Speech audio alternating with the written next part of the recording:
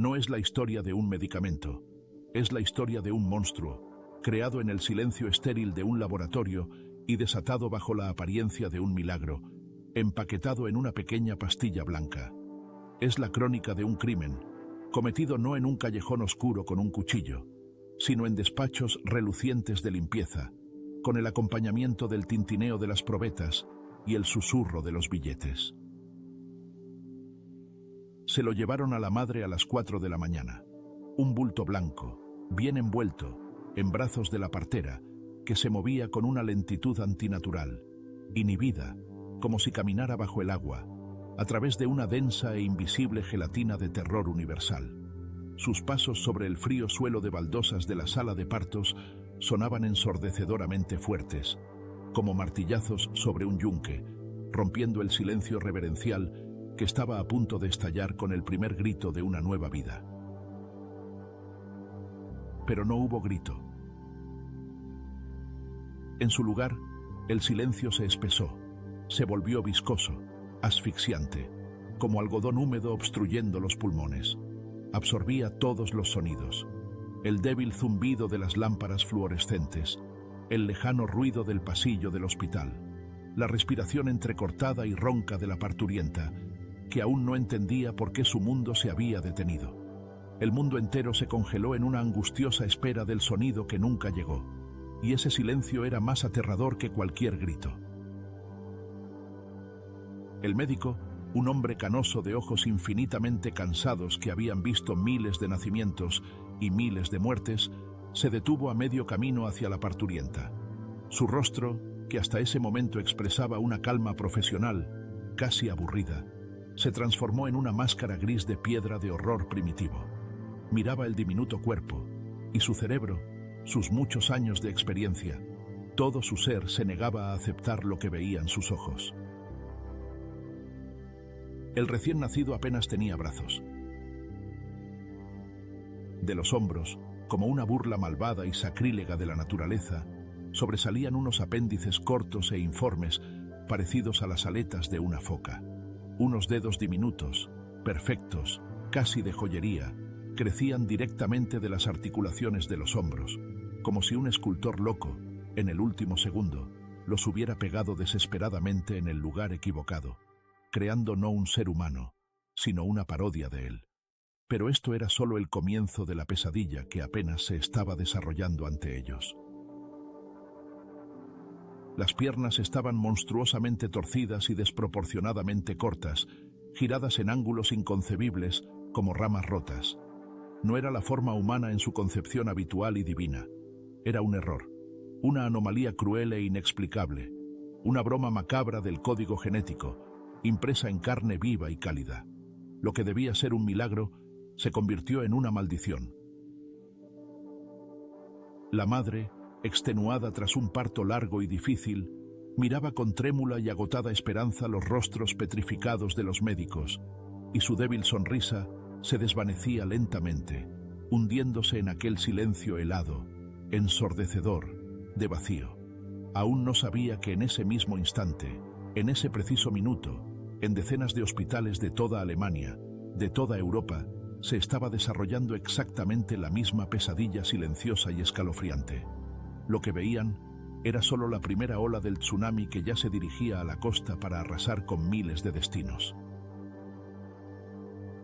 Era el año 1961, el año en que el mundo vio a los niños del Contergan.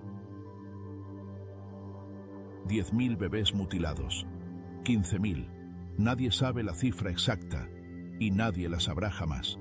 La mayoría de ellos murieron antes de cumplir un año.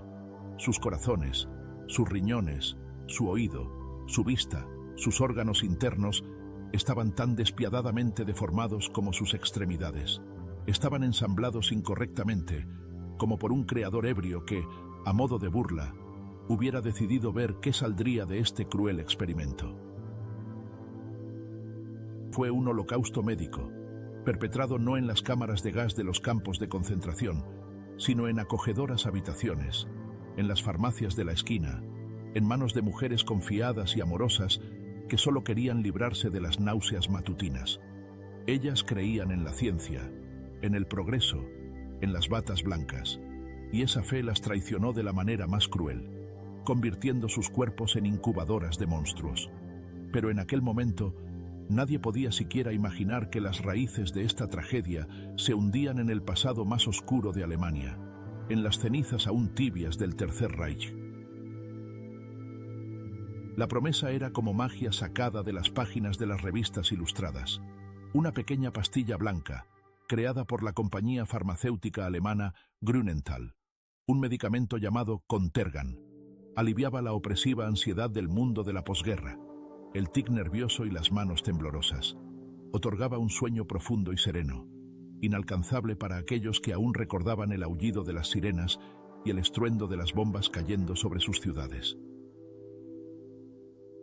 Y lo más importante, obraba un milagro en las mujeres embarazadas, venciendo instantánea y completamente las náuseas matutinas.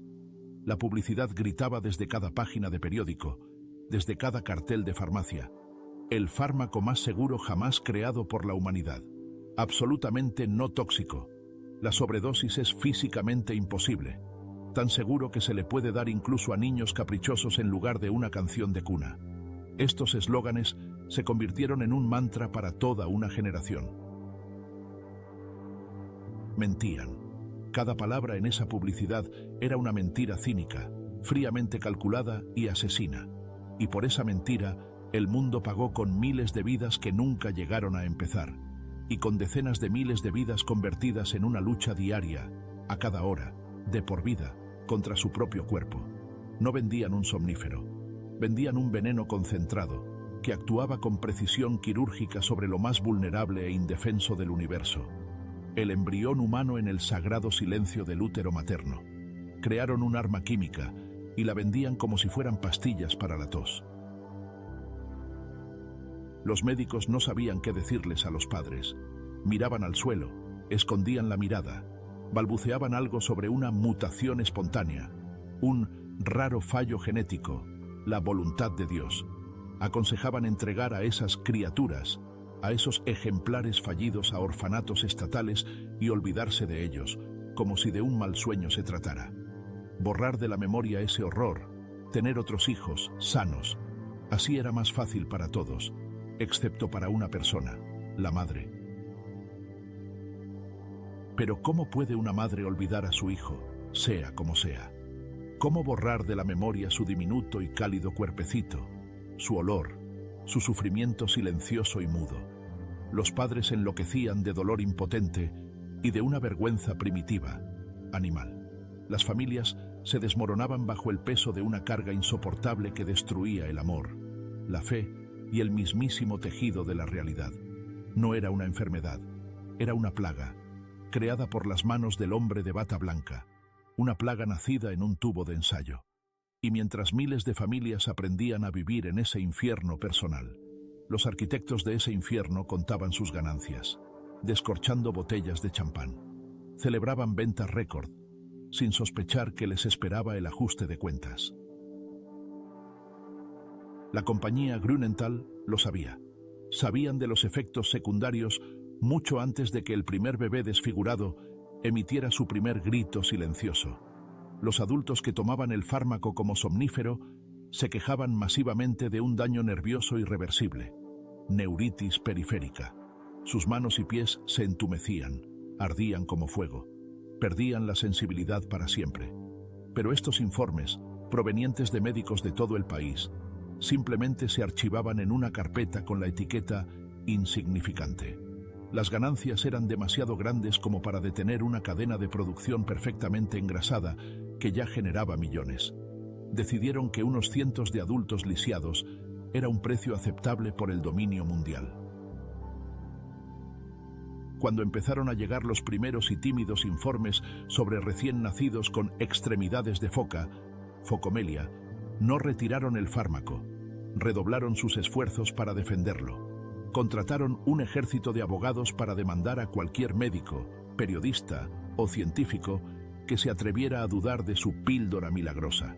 Contrataron detectives privados para buscar trapos sucios de los críticos y destruir sus reputaciones, sus carreras, sus vidas. Convirtieron el debate científico en una guerra de aniquilación. Siguieron vendiendo, en 46 países de todo el mundo, bajo docenas de nombres diferentes. Distaval, en Gran Bretaña, Softenon, en Holanda, Talamid, Neurosedin, Kevadon. El monstruo cambiaba de nombre, cambiaba de envase, pero su esencia seguía siendo la misma. Lisiaba y mataba, y parecía que nada podía detenerlo. Pensaban que lo habían comprado todo, y que habían intimidado a todos, que su imperio, construido sobre mentiras y dinero, era inquebrantable. Pero no contaron con una cosa. Al otro lado del mundo, en una modesta oficina abarrotada de papeles de la Administración de Alimentos y Medicamentos de los Estados Unidos, FDA, se sentaba una mujer a la que era imposible comprar, quebrar o intimidar. Su nombre era Frances Oldham Kelsey, y ella, una simple funcionaria pública, se interpuso sola en el camino de esta todopoderosa hidra farmacéutica. Se convirtió en el muro contra el que se estrelló la ola de la catástrofe mundial, salvando a los Estados Unidos de la epidemia de niños lisiados. Pero esto era solo la punta del iceberg, bajo la cual se escondía una historia de increíble codicia, corrupción sistémica y negligencia criminal, con raíces en el pasado más oscuro de Alemania, en las cenizas del Tercer Reich. Para entender cómo fue posible esta pesadilla, es necesario volver a su mismo corazón, a la Alemania de la posguerra. El país yacía en ruinas, pero no solo físicas. Las ruinas estaban en las almas. Humillada, aplastada, cargada con una culpa monstruosa e inefable, la nación necesitaba desesperadamente una redención, un símbolo de un nuevo comienzo. Y lo encontró en el Wirtschaftswunder, el milagro económico. Nuevas fábricas, coches relucientes en las autopistas, escaparates llenos. Alemania quería demostrar al mundo, y más importante aún, a sí misma, que podía crear y no solo destruir.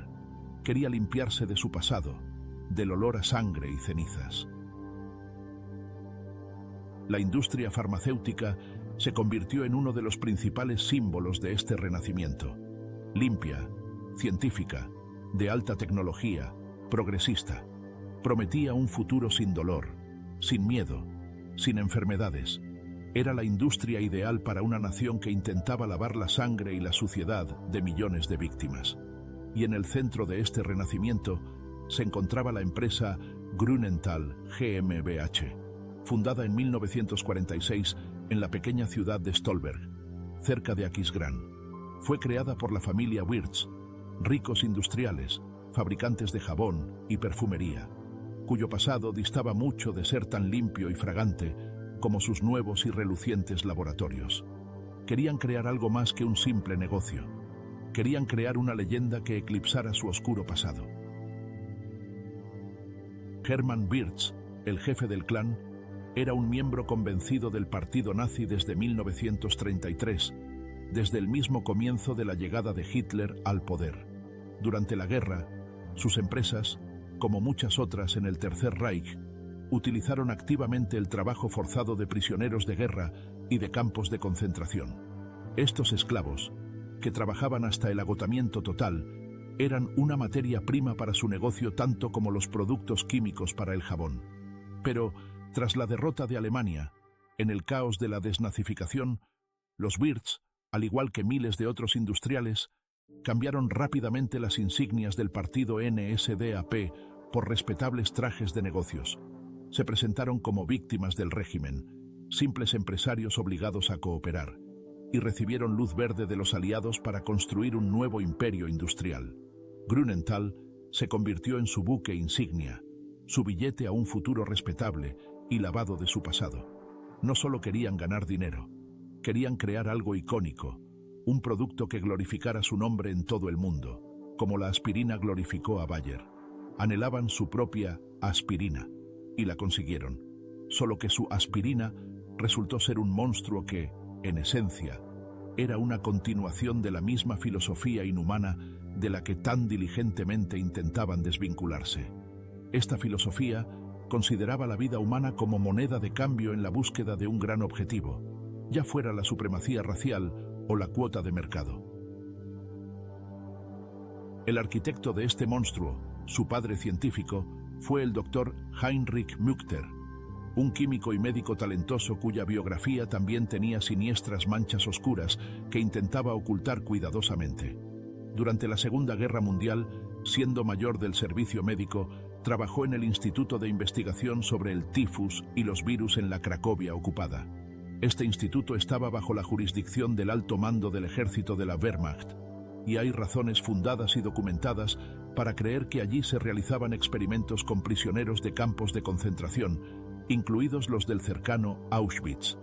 Los científicos de batas blancas buscaban una vacuna contra el tifus utilizando a seres humanos vivos como material fungible, infectándolos y observando su tortuosa agonía. Heinrich Mückter, un hombre que había prestado el juramento hipocrático, no veía en estas personas a pacientes, sino solo material biológico. Después de la guerra, Mückter, como muchos otros científicos con pasados dudosos, fue recibido con los brazos abiertos en la nueva industria alemana. El país necesitaba cerebros y experiencia, no guías morales. Se decidió olvidar el pasado, enterrarlo bajo los cimientos de las nuevas fábricas. Pero no desapareció, simplemente esperaba su momento para volver a brotar. En los impecables laboratorios de Grünenthal, al frente del departamento de investigación, Mückter y su equipo recibieron una tarea ambiciosa: encontrar un método nuevo y barato para producir antibióticos. Durante uno de los experimentos, en el transcurso de una síntesis rutinaria, obtuvieron un subproducto, un compuesto llamado eftalimidoglutarimida. Posteriormente, su engorroso nombre se abrevió por comodidad a talidomida. Inicialmente, se probó como un anticonvulsivo, con la esperanza de crear un fármaco para la epilepsia, pero en este campo no demostró ninguna eficacia. La sustancia fue declarada inútil y debía ser desechada, al igual que decenas de otros compuestos químicos fallidos.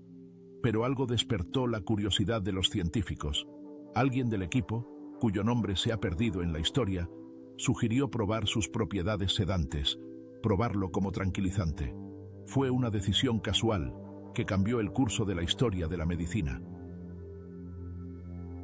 Y entonces ocurrió el milagro. Durante las pruebas en ratones y ratas, los científicos descubrieron algo asombroso, inaudito. Se podían administrar a los animales dosis gigantescas, absurdas, de talidomida, pero no morían. Simplemente caían en un sueño profundo y tranquilo, y luego se despertaban como si nada, alertas y activos. Era increíble. Cualquier otro somnífero, desde los barbitúricos hasta el hidrato de cloral, tenía una dosis letal clara, cuya superación provocaba un paro respiratorio y la muerte. La talidomida, al parecer, no la tenía en absoluto. La conclusión se extrajo al instante, con una precipitación criminal y presuntuosa, dictada por el afán de éxito comercial. El fármaco era absolutamente seguro. Ni siquiera se pararon a pensar en un hecho científico fundamental. Lo que es seguro para una rata puede ser mortal para un ser humano. Fue un error funesto, fatal, nacido del orgullo y la negligencia científica.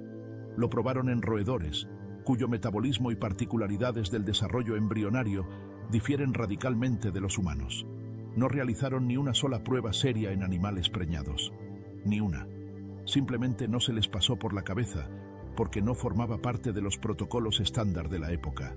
Y hacer algo más allá del protocolo significaba gastar dinero y tiempo extra. Vieron lo que desesperadamente querían ver: un producto ideal, comercialmente impecable, para un mercado atormentado por la ansiedad y el insomnio de la posguerra. Los especialistas en marketing de la empresa se aferraron a esta idea de seguridad absoluta como si fuera una mina de oro. Ya veían los eslóganes publicitarios e imaginaban los gráficos de crecimiento de las ventas. Pero ninguno de ellos comprendía que acababan de liberar al genio de la botella, un genio que exigiría un tributo de sangre. O quizá no querían comprenderlo. Pero el verdadero avance comercial, que convirtió el error en una catástrofe global, ocurrió casi por accidente. Uno de los empleados de la compañía, cuyo nombre la historia no ha conservado, le dio unas muestras gratuitas de las pastillas a su esposa embarazada, que sufría de náuseas matutinas severas, que convertían su vida en un infierno. El efecto fue instantáneo y sorprendente. Las náuseas, que la habían atormentado durante semanas, desaparecieron sin dejar rastro. Esta historia cotidiana, contada durante el almuerzo en el comedor de la empresa, llegó a oídos de la dirección, y en los ojos de los directores se encendieron letreros de neón con el símbolo del dólar. El mercado de los somníferos era grande y competitivo. But, el mercado de medicamentos seguros para mujeres embarazadas, era una mina de oro prácticamente intacta. Habían encontrado su nicho único, su santo grial. La decisión se tomó de inmediato: promocionar el Contergan, principalmente como el remedio ideal e inofensivo para las náuseas matutinas. No sabían que acababan de firmar la sentencia de muerte de miles de niños no nacidos. O, lo que es peor, les daba completamente igual. Después de todo, estaban a las puertas de beneficios multimillonarios, y los tormentos morales afectan negativamente a la digestión. El monstruo salió de caza el 1 de octubre de 1957. Ese día, el Contergan llegó a las farmacias de Alemania Occidental. Se vendía sin receta. Cualquiera podía entrar en una farmacia y comprar este sedante seguro, como si fuera un paquete de aspirinas o unas pastillas para la tos. La campaña de marketing lanzada por Grünenthal fue sin precedentes en su escala y agresividad. Miles de representantes de ventas, hombres jóvenes y ambiciosos con trajes impecables y sonrisas ensayadas, inundaron las consultas de los médicos de todo el país, elogiando el fármaco y distribuyendo generosas muestras gratuitas. Los presupuestos publicitarios eran colosales. El Contergan no se presentaba simplemente como un medicamento, sino como un amigo de la familia, un ayudante atento que devolvería la paz y la armonía al hogar. Los carteles publicitarios mostraban a madres sonrientes abrazando a sus hijos, con el lema: una madre tranquila, un niño feliz. Esta idílica imagen ocultaba tras de sí un abismo de sufrimiento.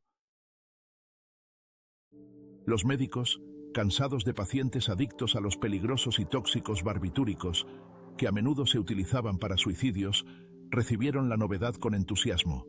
Por fin había aparecido un somnífero con el que no era posible suicidarse, con el que no era posible envenenarse accidentalmente. Parecía una panacea, una verdadera revolución en la farmacología. Lo recetaban con facilidad y la conciencia tranquila a todo el mundo, a amas de casa preocupadas, a empresarios nerviosos, a personas mayores y, por supuesto, a mujeres embarazadas, para quienes las náuseas del embarazo eran un verdadero tormento. Una pastilla de Contergan, antes de dormir, se convirtió en algo tan rutinario como la taza de café matutina. Nadie sospechaba qué siniestro contador de la muerte se había puesto en marcha en el preciso instante en que la primera pastilla fue sacada del frasco. El reloj del juicio final para miles de familias comenzó su cuenta atrás silenciosa e inexorable, y nadie oía su tic-tac tras los ruidosos eslóganes publicitarios. Las primeras señales de alarma sonaron ya en 1959, pero nadie quiso escucharlas. Los médicos de toda Alemania comenzaron a notar en sus pacientes que llevaban mucho tiempo tomando Contergan, síntomas extraños y dolorosos. Entumecimiento en los dedos de las manos y los pies, un hormigueo angustioso, como si miles de agujas de hielo se clavaran en la carne, un dolor ardiente e insoportable que no les permitía dormir por las noches. El diagnóstico fue desolador: neuritis periférica, un daño irreversible en las terminaciones nerviosas. Decenas, y luego cientos de informes sobre este grave efecto secundario llegaron a la mesa de la dirección de Grünenthal. Las reuniones internas en la empresa se volvieron cada vez más tensas. Las voces en los lujosos despachos sonaban cada vez más altas, pero no por preocupación por la gente, sino por el miedo a perder dinero. En esos informes no veían una tragedia humana, sino una amenaza para sus bonificaciones y dividendos. La reacción de la empresa fue un modelo de cinismo corporativo y negligencia criminal. En lugar de iniciar inmediatamente una investigación y advertir a la comunidad médica, desplegaron una activa campaña para ocultar la información. Negaron categóricamente cualquier vínculo entre el fármaco y el daño nervioso, atribuyéndolo todo a otras enfermedades, al alcoholismo o a la falta de vitaminas de los pacientes. Amenazaron con demandas judiciales a los médicos que se atrevían a hablar públicamente sobre este problema. Los documentos internos de la empresa, revelados años después, no dejan lugar a dudas. Comprendían perfectamente el peligro, pero eligieron conscientemente el camino de la mentira y la intimidación para preservar sus fabulosas ganancias. Decidieron que unos cientos de casos de neuritis era un precio aceptable por ingresos multimillonarios. Pero lo que sucedió después superó todos sus cálculos más cínicos y convirtió su crimen en una catástrofe de escala histórica. A finales de 1959, y luego con cada vez más frecuencia en 1960, en las maternidades de Alemania comenzaron a suceder cosas extrañas y aterradoras. Los pediatras, uno tras otro, se encontraron con una malformación congénita rarísima que antes solo se había visto en la literatura médica unas pocas veces en toda la historia de la humanidad. Focomelia, miembros de foca. Los niños nacían con los huesos largos de los brazos y las piernas subdesarrollados o completamente ausentes. Las manos se unían directamente a los hombros y los pies a las caderas. Además, se observaron otras anomalías terribles: ausencia de pabellones auriculares, sordera y ceguera congénitas, cardiopatías complejísimas, defectos renales e intestinales. Era una epidemia silenciosa, pero nadie entendía su causa. Los médicos, desesperados, especulaban con la exposición a la radiación de las pruebas nucleares o con algún virus desconocido y traicionero. Nadie podía imaginar que el culpable de esta pesadilla se encontraba en el botiquín de casi todos los hogares alemanes. Pero el tiempo pasaba, y el número de niños mutilados crecía exponencialmente, preparando el terreno para un descubrimiento aterrador que cambiaría el mundo para siempre. Un papel clave en el desenmascaramiento del monstruo que se escondía en la píldora blanca lo desempeñaron dos personas que trabajaban de forma independiente en extremos opuestos del planeta. Se convirtieron en el David que desafió al Goliat farmacéutico. El primero fue el Dr. Widukind Lenz, pediatra y genetista de la Clínica Universitaria de Hamburgo. En 1961, notó un patrón aterrador y escalofriante. A su clínica llegaban cada vez más bebés con malformaciones características, casi idénticas. No podía ser una coincidencia. Era una epidemia. Comenzó a interrogar metódicamente, con meticulosidad alemana, a las madres, elaborando cuestionarios detallados sobre sus embarazos. ¿Qué enfermedades habían padecido? ¿Qué comían? ¿Dónde habían estado? ¿Qué medicamentos tomaban? Y una y otra vez, en sus notas, escritas con una pulcra caligrafía médica, aparecía el mismo nombre comercial: Contergan. Lenz sintió un escalofrío recorrerle la espalda. Estaba sentado en su despacho a altas horas de la noche, rodeado de historiales médicos y fotografías de bebés mutilados, y el rompecabezas en su cabeza iba formando una imagen aterradora. El olor a papel viejo y a un suave antiséptico de hospital se mezclaba con el olor a sudor frío. Comprendió que estaba al borde de un descubrimiento monstruoso e increíble. Se puso en contacto de inmediato con colegas pediatras de toda Alemania Occidental y les pidió que verificaran su conjetura. Las respuestas llegaron una tras otra, y todas confirmaron sus peores temores. Casi todas las madres que habían dado a luz a un niño con focomelia habían tomado talidomida en las primeras etapas del embarazo. En ese periodo crítico, entre el día 20 y el 36 después de la concepción, cuando se forman las extremidades y los órganos del feto. Lenz recopiló todos sus datos y el 18 de noviembre de 1961 habló en una conferencia médica. No se anduvo con rodeos. Acusó directamente a Contergan, el medicamento más vendido del país, de causar una epidemia de malformaciones congénitas. Fue el equivalente a la explosión de una bomba atómica en el centro de la industria farmacéutica alemana. Pero la compañía no iba a rendirse sin luchar. Casi al mismo tiempo, en la lejana y soleada Australia, el obstetra William McBride se encontró con 3 casos de bebés nacidos con deformidades idénticas y espeluznantes en su pequeño hospital de Sydney.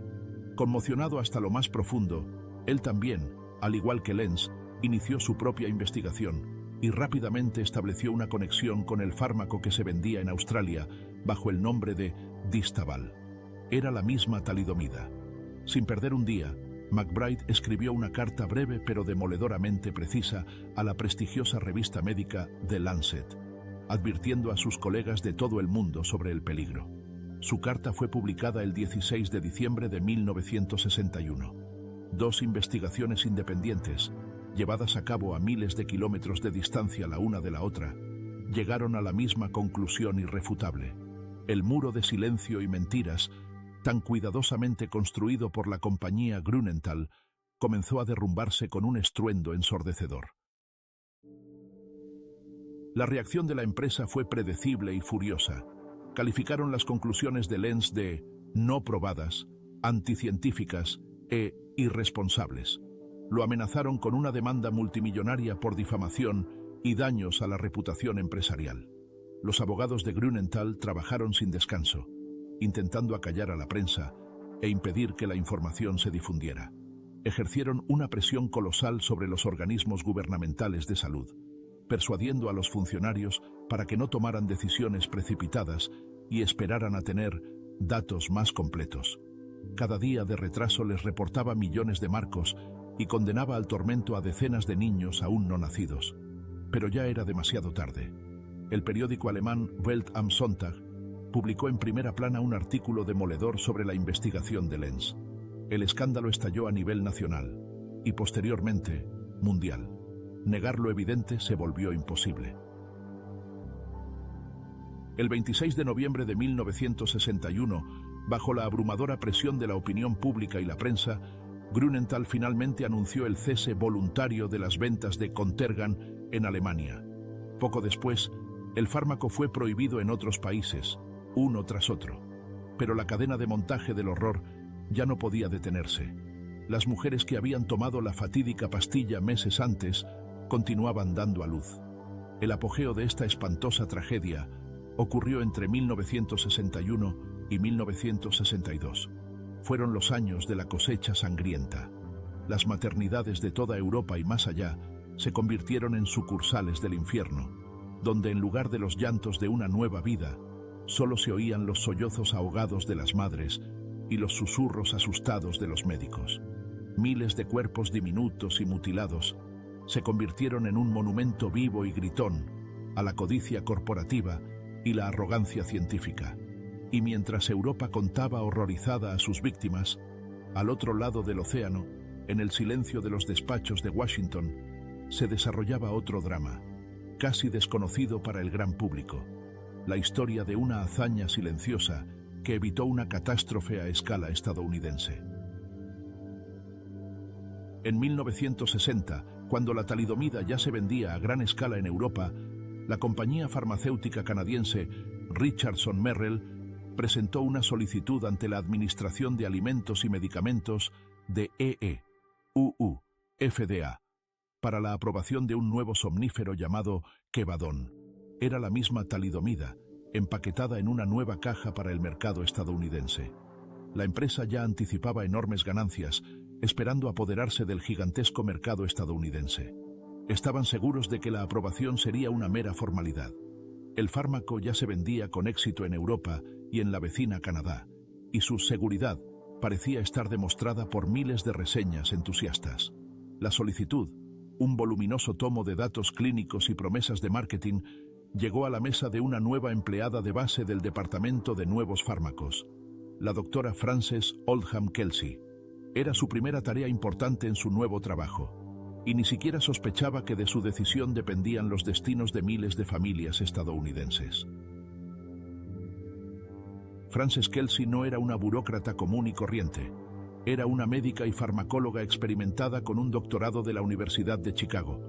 Ya en la década de 1930, siendo estudiante, participó en la investigación de la tragedia del elixir de sulfanilamida, un medicamento que mató a más de 100 personas, en su mayoría niños, debido al uso de un disolvente tóxico, el dietilenglicol, básicamente anticongelante.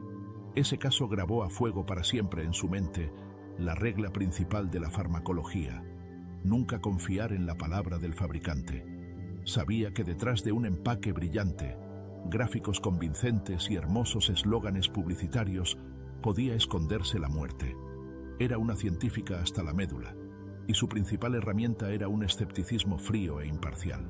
No miraba los folletos de marketing, sino los datos en bruto, y su instinto de científica le decía que algo andaba mal. Al estudiar la solicitud para Kevadon, Kelsey sintió una ansiedad inexplicable e intuitiva. Los datos proporcionados por Richardson Merrell le parecieron superficiales, incompletos y poco convincentes. Un hecho en particular la alarmó. El informe afirmaba que el fármaco prácticamente no se absorbía en la sangre, lo cual era una mentira evidente, ya que ejercía un efecto hipnótico sistémico en todo el organismo. Si mienten en esto, ¿en qué más mienten? Luego, se topó con una pequeña nota, casi imperceptible, en una revista médica británica, donde se mencionaban casos de neuritis periférica en pacientes que habían tomado talidomida durante mucho tiempo en el Reino Unido. Para ella, esto fue una señal de alerta. Si el fármaco daña irreversiblemente los nervios periféricos en adultos, ¿qué podría hacerle al frágil y rápidamente desarrollable organismo de un feto, que es esencialmente un único sistema nervioso en proceso de formación? Esta pregunta no la dejaba en paz. Kelsey rechazó la solicitud. Exigió a la compañía que proporcionara datos más completos sobre la seguridad, especialmente en lo que respecta a los efectos en el feto y su uso durante el embarazo. Para Richardson Merrell fue un shock.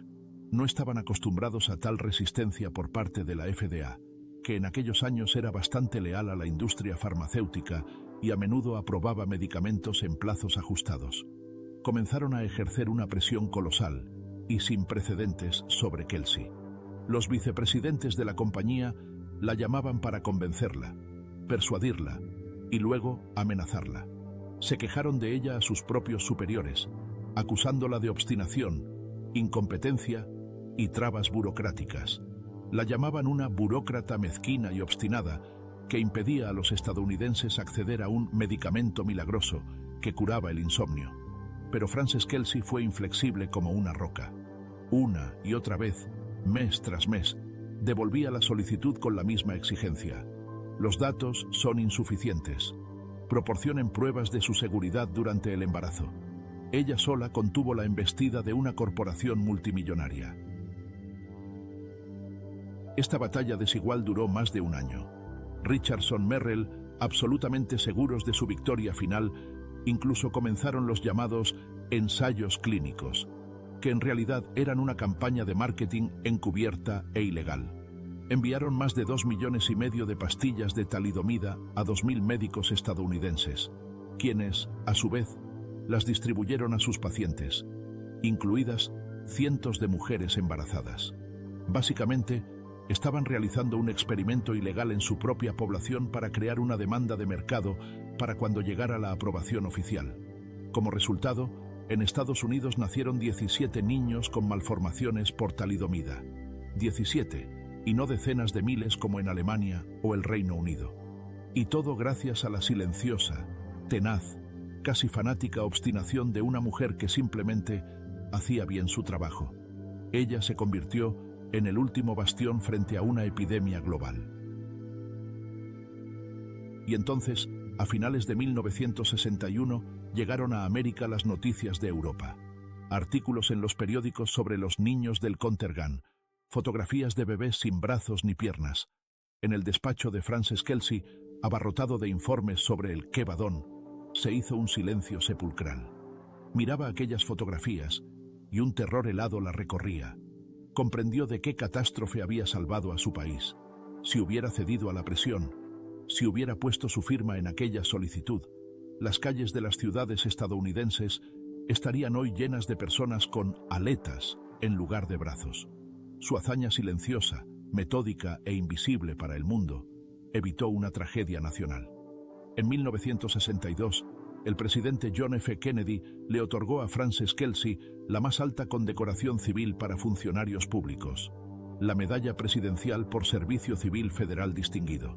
Se convirtió en una heroína nacional, y su historia impulsó la adopción de la enmienda Kefauver-Harris, nuevas leyes mucho más estrictas sobre el control de medicamentos que cambiaron para siempre el trabajo de la FDA y de toda la industria farmacéutica mundial, obligándolas a demostrar no solo la eficacia, sino también la seguridad de sus productos. Para las miles de víctimas de la talidomida en todo el mundo, la exposición de Grünenthal y la prohibición del fármaco fueron solo el comienzo de una nueva lucha de por vida. Una lucha por la supervivencia, por la dignidad, por la justicia elemental. De los aproximadamente 15.000 niños que nacieron con graves malformaciones, solo sobrevivió la mitad. Su infancia no transcurrió en los patios de recreo, sino en las salas de hospital, entre operaciones interminables, pruebas de prótesis feas e incómodas y una rehabilitación dolorosa y agotadora. Aprendieron a comer con los pies, manejando con destreza un tenedor sujeto entre los dedos del pie. Aprendieron a escribir con un bolígrafo sujeto entre los dientes. Aprendieron a manejar prótesis eléctricas complejas y pesadas que se rompían constantemente y rozaban su delicada piel hasta dejarla en carne viva. Cada día vivido era para ellos una hazaña que requería una increíble fuerza de voluntad y coraje. Eran guerreros que luchaban en una batalla que les fue impuesta incluso antes de nacer. La sociedad, tras recuperarse del shock y la compasión iniciales, a menudo les daba la espalda. Se burlaban de ellos en las escuelas, los señalaban con el dedo en las calles. Se les consideraba inferiores, una carga para el Estado y la familia. Los padres, atormentados por un sentimiento de culpa perpetuo, las dificultades económicas y el agotamiento físico, no siempre soportaban esta carga. Muchas familias se desintegraron. Muchos niños acabaron en internados estatales, donde las condiciones distaban mucho de ser humanas, donde no eran más que objetos de estudio y lástima. Fue una generación traicionada dos veces. Primero, por la compañía farmacéutica que los mutiló en aras del lucro, y luego, por la sociedad que no sabía qué hacer con ellos y prefería ignorar su existencia. Pero no se rindieron, y su inminente batalla por la justicia sacudiría al mundo una vez más. El proceso judicial contra 9 directivos y empleados de Grünenthal, que comenzó en 1968 en Aquisgrán, se convirtió en una farsa vergonzosa. Fue el juicio más largo y caro de la historia de Alemania hasta ese momento. La defensa, compuesta por los mejores y más caros abogados del país, inundó el tribunal con toneladas de papeles, impugnando cada documento, cada testimonio. Intentaron demostrar que las malformaciones podrían haber sido causadas por cualquier cosa, desde pruebas nucleares hasta una predisposición genética.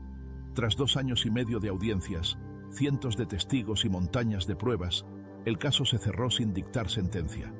El tribunal consideró que la culpabilidad de los individuos era relativamente menor y que la continuación del proceso no respondía al interés público. Ninguno de los directivos de la empresa responsables de esta catástrofe provocada por el hombre fue a la cárcel. Ni uno solo. La empresa simplemente acordó pagar una indemnización de 100 millones de marcos alemanes a un fondo especialmente creado para las víctimas alemanas. Era una cantidad de dinero irrisoria y humillante, que apenas alcanzaba para cubrir las necesidades médicas más básicas durante unos pocos años.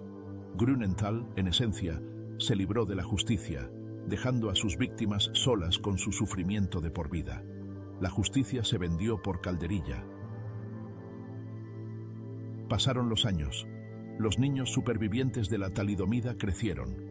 Contra todo pronóstico, recibieron una educación, aprendieron oficios, formaron familias, tuvieron hijos sanos, demostrando al mundo entero que las discapacidades físicas no pueden quebrar el espíritu humano. Se convirtieron en artistas, abogados, programadores, activistas, pero con la edad, sus cuerpos, desgastados por décadas de movimientos antinaturales y cargas colosales sobre la columna vertebral y las articulaciones, comenzaron a fallar. Desarrollaron artritis severa, dolores crónicos en la espalda, el cuello y las articulaciones supervivientes. Muchos de los que en su juventud podían valerse por sí mismos, ahora estaban confinados a sillas de ruedas. Sus gastos médicos crecían exponencialmente, mientras que los pagos del fondo seguían siendo ínfimos.